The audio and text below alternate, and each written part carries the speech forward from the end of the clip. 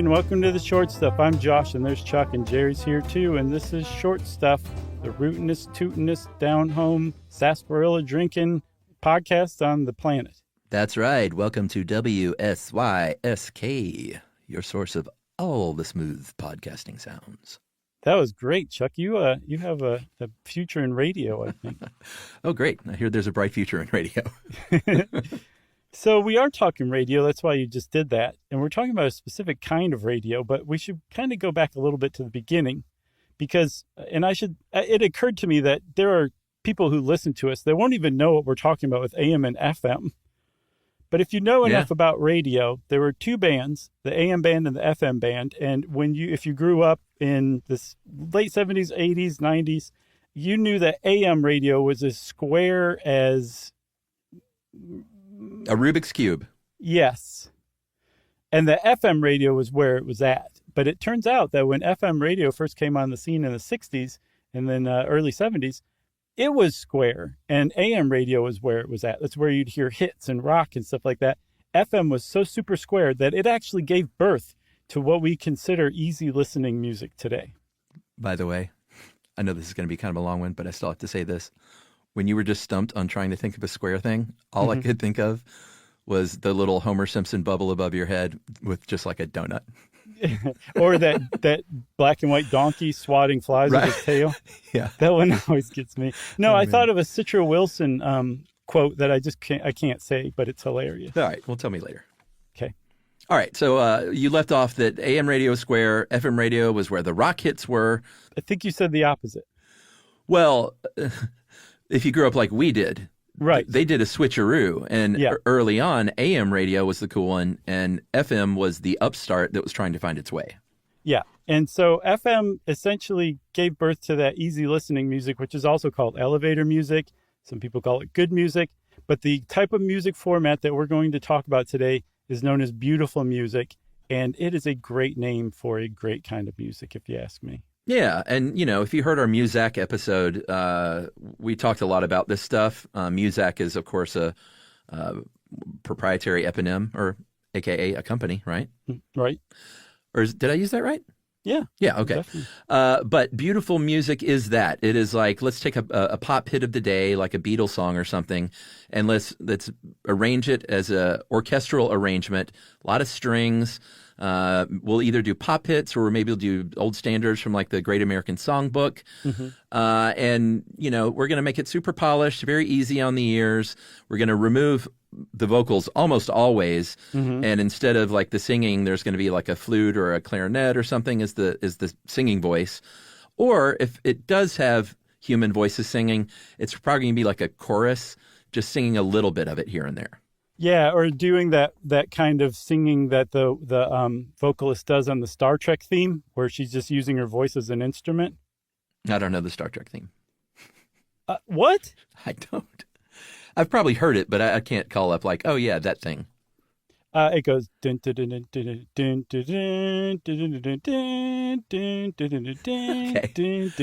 It turns out I do know that actually. Yeah. So, like you said, the vocals were almost always removed, except when they were humming or that kind of thing. Sometimes they would include vocals, but the Carpenters were a little too hard-edged for beautiful music, so they would have like the Ray Conniff singers sing the song and provide the vocals. Like, this is how softened they would take these songs and make them. And, I mean, if it was done right, even like the hardest core punk, even the members of Crass would hear that song and be like, I'm not going to admit this out loud, but that is actually beautiful music.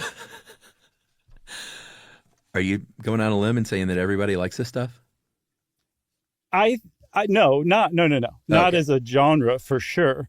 I'm just saying there's this one version of What's New Pussycat that is way better than any version. Tom Jones, Burt Bacharach. It's so good that I really think that basically anybody could hear it and be like, this is a great song. It actually is great, whether they'd admit it or not.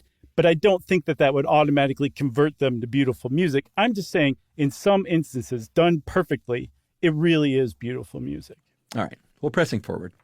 The BM format really took off because of an FCC ruling in 1965 that said if you are a company that has AM stations and FM stations, you got to play different stuff. Because at the time, there were companies that are like, hey, this is great. We can just broadcast the same thing on AM and FM and get ads on AM and also get different ads on FM and essentially double down on our product. And that's like the opposite of what they were trying to do with FM to begin with. So the FCC came around in 65, said you can't do this anymore. You got to play different stuff. And so Beautiful Music came along and said, hey, this is a pretty cheap solution. It's going to sell a lot of ads because it's going to be directly aimed at women, especially housewives, because you know what they're doing. They're at home all day doing that housework, listening to music, and this will make them happy while they're doing their housework. They're going to have it on in the background, and we're going to pump ads in there for all the stuff that they're making the buying decisions over, which is household stuff.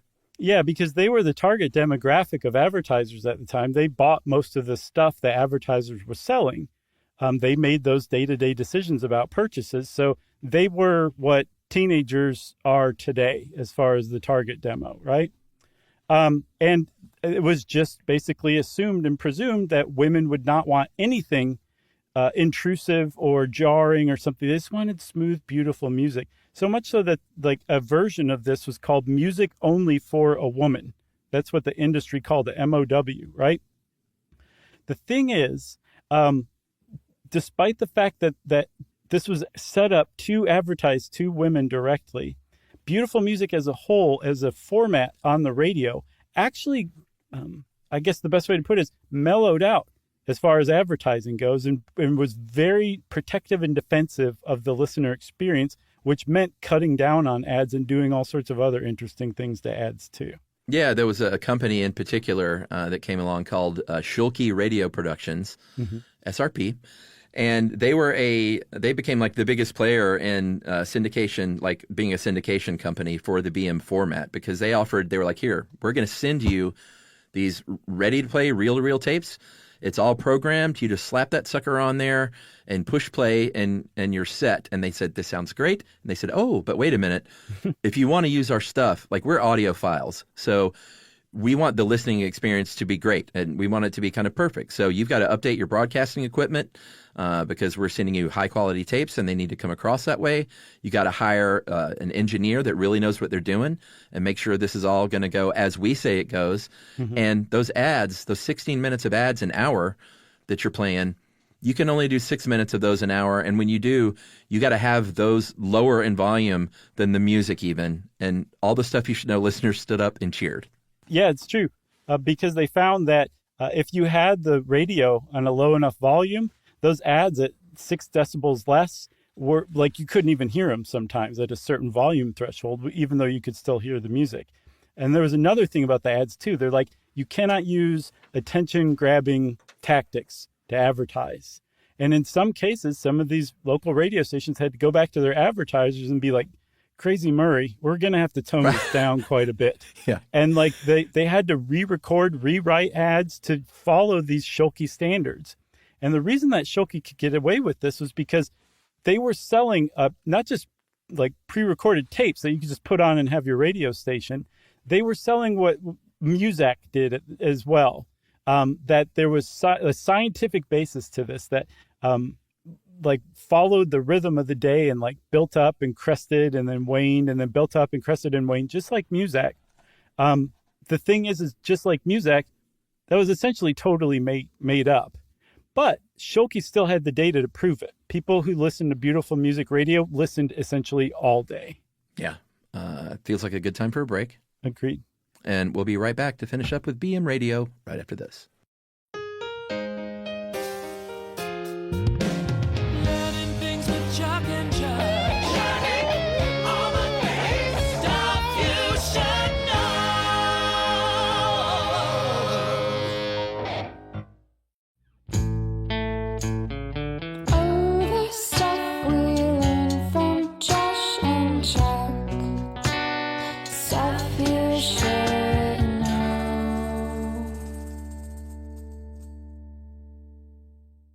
All right, we're back. I think where we left off, Schulke was doing pretty good business. Crazy Murray was reduced to Slightly Eccentric Murray. Right. And they were selling like hotcakes, and they had the ratings to prove it, like you said, even though the science was not true. And they were listening for hours and hours and hours. But that posed a problem, or I guess presented a problem, which was, hey, they're listening for so many hours a day. They're just having to hear the same playlist in order, basically, Right. when it loops back around. And we can't get these tapes out the door fast enough to you guys. So people have like because they were concerned about the listener experience, and certainly listening to a playlist on a loop is not a good one. No. And so some companies came along that said, all right, well, let's just start hiring conductors and arrangers and putting together our own stuff until a company called Bonneville came along with a really unique idea, right? Yeah, Bonneville did what Schilke did. Like, you would get recorded tapes of beautiful music from them, but you also had to have essentially a random automatic tape player Boom. that would select a song from a tape at random. So even though you had like the same set of, say, 50 songs, there was never going to be a playlist over the course of, like, say, 12 hours that was the same as before. Yeah. Same songs here or there, but never the same entire playlist starting over every 12 hours. Yeah, so they'd send tapes and packages. Tapes and tapes. Tapes and tapes. Oh, man, I miss those guys. And then, a pretty good technology at the time to randomly select and, queue up different songs. So it was a pretty big leap forward. Well, Beautiful Music itself was basically an incubator for figuring out how to standardize and automate radio. That's the cradle of it, is Beautiful Music, weirdly enough. Yeah, and it spread throughout the country as a format. Every city had at least one station. If you were a big city, you probably had a few. A lot of times it was like, in Detroit, WJOI, like very mellow call signs. Mm-hmm. They just wanted to really put out, brand themselves as BM Radio, because it was such a big deal, but it wasn't a big deal for that long, because, buying power shifted as rock and roll came along and younger listeners became the dominant sort of listener of radio. Mm-hmm. And one by one, they kind of, BM radio stations switched over, which is a very jarring thing for any radio station format change. I'm sure we've all suffered those where you're like, well, I can't listen to this station anymore because you're just not the same radio station. Do you remember the opposite happening when 99X came out in the early 90s and they played like the Smiths, and it was like, what are the Smiths doing on the radio? This is awesome. Yeah, because 99 in Atlanta before that was sort of cheesy pop. Mm-hmm. And all of a sudden it was alternative music, which was the first true alternative station in Atlanta. Yeah, like truly alternative too, especially at first. Yeah, I was a 96 rock kid, but then... Oh, yeah? Yeah, but when 99X came along, I was into that. But then 99X got really bad too. Right. But at first it was pretty great. No, I agree, because you couldn't hear the Smiths on the radio unless you went left of the dial, which I was doing with the great Album 88. Oh, Album 88. Guys, Georgia I State feel Radio. bad for anybody who didn't live in Atlanta while Album 88 was on the air. It was so great. It had the best shows. They played the best, like, regular rotation music. Yeah. It was a great radio station. And, you can't find it anywhere. Nobody's archived it, sadly enough. I think they still have it on the weekends. Do they? Yeah, the weekday they switched over to NPR, which is dumb because we already have an NPR station. Yeah, they play basically the same thing. Yeah, but I'm still pretty sure that the Album 88 exists on the weekends. And if you haven't heard of it, you maybe have heard of the great WFMU out of New Jersey. It's our version of WFMU, but most every city had a great left of the dial station. Well, this one was the best left of the dial station. And I agree. Do you remember Atom Bomb? He had like a soul show. No, I don't remember that one. Soul Kitchen, I think it was called. Oh, okay. I remember Soul Kitchen. Yeah, that was Atom Bomb. And Okay. that's definitely not archived anywhere on the internet. So if anybody has old tapes of Atom Bomb's Soul Kitchen, please post them. Yeah, they had Reelin' in the Years was a good show. Their Sunday morning reggae show was amazing. Do you remember the Saturday morning cartoon theme Yeah. show? That was a good one too. Good stuff. I think we should just put one last thing. You said that a BM station started to drop like flies in the 80s in particular. By 1990, they were basically gone. There was a fictionalized version of this event. Yeah. And we like to call that fictionalized version WKRP in Cincinnati. You know what? I did not remember this, and I love that show until you included it in the article, and I was like, wait a minute, I do remember the pilot. Mm-hmm. Like, I remember that happening. That's what happened. That's why they hired Andy as station manager, because they were converting from beautiful music to rock. And that's exactly what was going on at the time around them. Yeah. And that's why Dr. Johnny Fever and Venus Flytrap all were stoked about their job. Yeah. And Herb Tarlick had to go to Crazy Murray and be like, can we turn you upward now? Because we're a rock station. That's right. And Lonnie Anderson said, "Did I type this right?" and leaned over the desk. That was a good show. Let's thank our sources for this episode. Chuck Tarver at the University of Delaware, Go Blue Hens. Ken Mills at Radio World, Diffin.com. Ken Ciapura at Cradleville, and the forum at Radio Discussions. And since we have nothing more to say about beautiful music, Short Stuff is out. Stuff You Should Know is a production of iHeartRadio. For more podcasts from iHeartRadio, visit the iHeartRadio app, Apple Podcasts, or wherever you listen to your favorite shows.